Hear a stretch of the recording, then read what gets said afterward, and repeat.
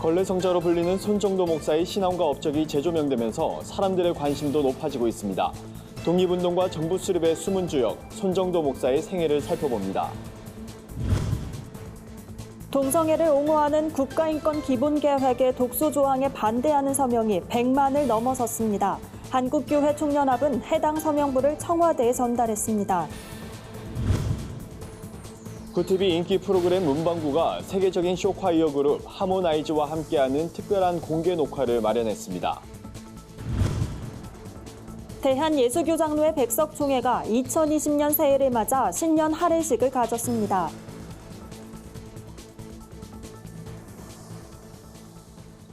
안녕하십니까. 구티비 뉴스입니다. 기독교 신앙으로 일제에 맞서며 나라를 위해 헌신했던 손정도 목사. 그의 신앙과 업적이 재조명받기 시작하면서 교계는 물론 일반인들의 관심도 높아지고 있습니다. 손정도 목사의 이야기는 올해 10월 영화로도 제작된다고 하는데요. 독립운동과 정부 수립의 숨은 주역으로 활동했던 손정도 목사의 생애를 살펴봅니다. 김민주 기자입니다.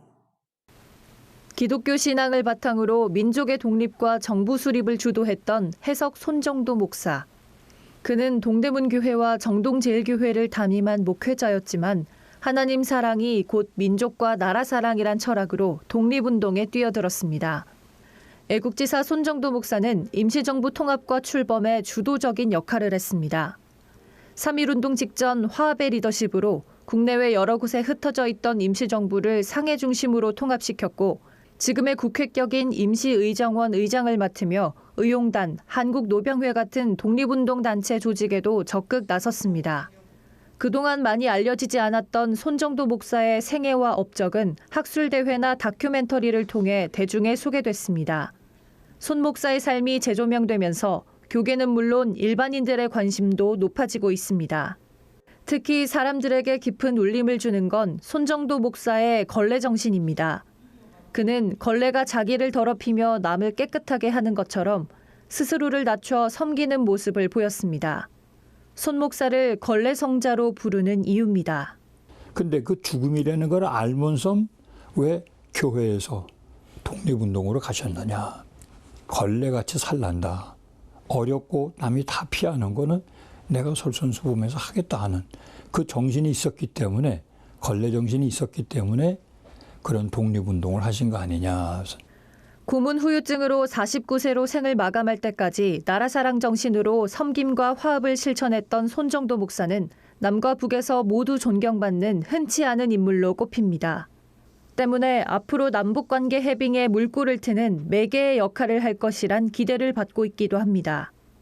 유사이의 남북관계에 화해 무드의 교도보로 사용할 수 있는 분이 손정도 목사님이 아닐까 하는 생각을 가져보기도 합니다. 남쪽과 북쪽에서 공히 존경받을 수 있는 분이 손정도 목사님이다라고. 손 목사의 애국정신과 삶은 영화로도 제작됩니다. 세해된 교회, 만나교회 등 한국교회가 연합해 제작에 참여하며 현재 영화 제작사도 선정돼 작업이 진행 중입니다. 영화는 올해 10월 전국 20여 개 극장에서 동시 개봉될 예정입니다. 구티비 뉴스 김민주입니다. 동성애를 옹호하는 내용이 담긴 국가인권 기본계획, 이른바 NAP의 독소 조항에 반대하는 서명이 100만을 넘어섰습니다. 서명운동을 벌인 한국교회 총연합은 해당 서명부를 국가기관에 전달할 뜻을 밝히고 가장 먼저 청와대에 전달했습니다. 서명부를 문재인 대통령에게 먼저 전달함으로써 NAP 독소 조항 개정 작업에 힘을 실겠다는 의도입니다. 반대 서명은 한교총 소속 교단에서 이뤄졌으며 110만이 넘는 성도가 참여했다고 한교총 측은 설명했습니다. 한교총 총무 최우식 목사는 모든 국민의 인권은 보호돼야 하지만 인권을 이유로 NAP에 담긴 차별금지법 제정과 동성혼 법제화, 성적 지향 인정 등이 보호돼선 안 된다고 강조했습니다. 한교총은 청와대에 이어 국회와 법무부, 국가인권위원회 등에도 서명부를 전달할 예정입니다. 구티비 인기 프로그램 문방구가 오는 10일 오후 7시 수상한 거리 워십센터에서 공개 녹화를 진행합니다. 이번 공개 녹화엔 세계 합창올림픽 금메달 2관왕에 빛나는 대한민국 최초의 쇼콰이어 그룹 하모나이즈가 함께합니다. 하모나이즈는 남아공 식당에서 부른 라이온킹 OST 버스킹 영상으로 유튜브 조회수 1000만을 돌파하며 세계적으로 많은 관심을 받고 있습니다. 문방구 제작진은 하모나이즈를 통해 하나님을 알리고 세계 곳곳에 복음이 전파되길 바란다며 이번 공개 녹화는 문방구를 사랑하는 많은 시청자들이 함께 공연을 즐기고 소통하는 소중한 시간이 될 것이라고 기대했습니다. 문방구와 하모나이즈의 특별한 공개 녹화는 2월 15일 오후 5시 30분에 방송되며 자세한 내용은 구TV 홈페이지에서 확인할 수 있습니다. 예장백석이 신년 할애식을 갖고 새해 첫 업무를 시작했습니다. 참석자들은 할애식에서 서로를 격려하고 교단 화합과 영성 회복에 최선을 다할 것을 다짐했습니다.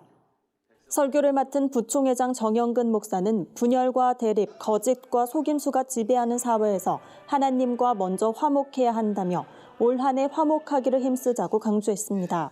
총회장 장종현 목사는 신년사에서 2020년도 새해에는 나라와 민족, 백석을 위해 더 뜨겁게 기도하는 한 해가 되길 바란다며 백석의 정체성을 확고히 하고 기도 성령 운동으로 예수 그리스도의 생명을 풍성히 누리길 소망한다고 전했습니다.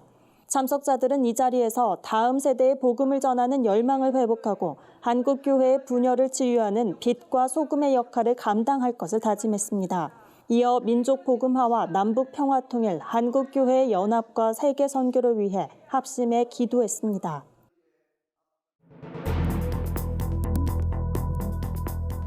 세계 곳곳의 주요 소식을 살펴보는 시간입니다. 중국 후베이성 우한시에서 원인이 밝혀지지 않은 폐렴 환자가 속출하고 있습니다. 이런 가운데 홍콩을 비롯한 인접 지역에서도 폐렴 의심 환자가 늘고 있다고 하는데요. 자세한 소식 박재현 기자가 전해드립니다. 중국 후베이성 우한시에서 원인이 밝혀지지 않은 폐렴 환자가 속출하는 가운데 인접 지역에서 폐렴 의심 환자가 늘고 있어 현지 보건당국에 비상이 걸렸습니다. 현지 언론에 따르면 홍콩 보건당국은 관찰 대상에 오른 환자는 모두 14명으로 늘었다고 밝혔습니다. 관찰 대상 환자는 우한에 다녀온 뒤 고열과 기도 감염 등 폐렴 증세를 보였습니다. 이에 따라 홍콩 보건당국은 심각 대응 단계로 대응 태세를 격상했으며 싱가포르, 마카오, 대만 등 중국 본토와 인접한 지역에서도 경계를 강화하고 있습니다. 이란 정부가 핵 합의에서 정한 핵 프로그램 동결 제한 규정을 더는 지키지 않겠다고 밝혔습니다. 주요 6개국과 이란이 2015년 7월 역사적으로 타결한 핵 합의는 두 축인 미국과 이란의 탈퇴로 4년 반 만에 좌초될 처지에 놓인 겁니다. 이란 정부는 이란은 핵 합의에서 정한 우라늄 농축용 원심 분리기 수량 제한을 더는 지키지 않는다면서 이는 곧 우라늄 농축 능력과 농도 제한을 두지 않는 것이라고 밝혔습니다. 핵 합의는 미국이 대이란 제재를 포기하지 않을 가능성이 큰 만큼 더는 유효하지 않을 전망입니다. 에보 모랄레스 전 대통령의 사임 이후 임시정부 체제로 운영되는 볼리비아가 새 대통령 선거 일정을 확정했습니다. 볼리비아 일간 엘데베르에 따르면 볼리비아 최고선거재판소는 오는 5월 3일 대선을 비롯한 총선을 치르겠다고 밝혔습니다. 부정 의혹으로 무효가 된 지난해 10월 대선 이후 7개월 만에 다시 선거를 치르게 되는 겁니다. 당시 선거에선 4선 연임에 도전한 모랄레스 전 대통령이 승리를 선언했으나 개표 과정 조작 의혹으로 퇴진 시위가 발발해 지난해 11월 전격 사퇴한 바 있습니다.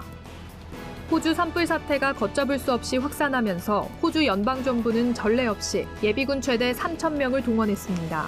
현지 언론에 따르면 스콧 모리슨 호주 총리는 사상 최대 규모인 예비군 3,000명을 동원해 지난 수개월 동안 화마와 싸우고 있는 의용수방대 수천 명을 돕도록 지시했습니다.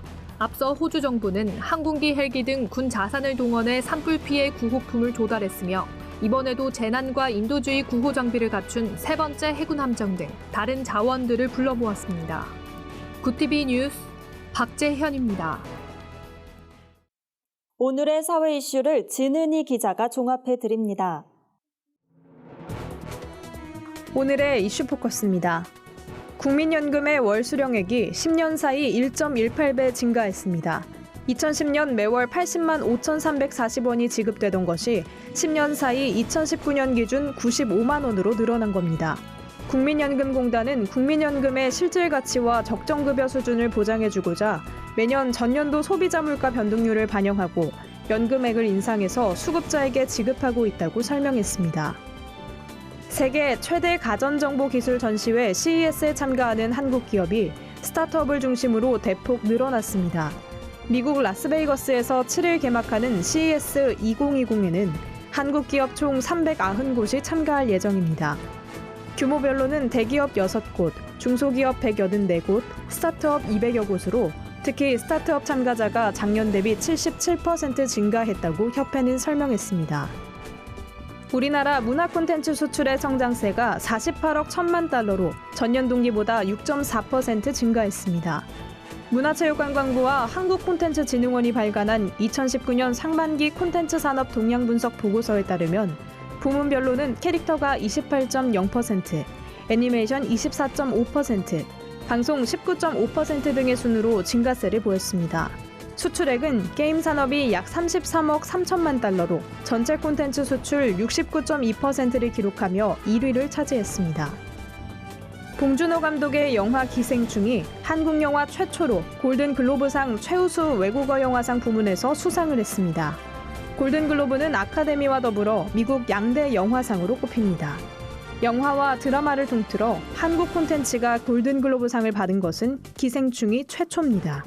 구티비 뉴스 진은입니다.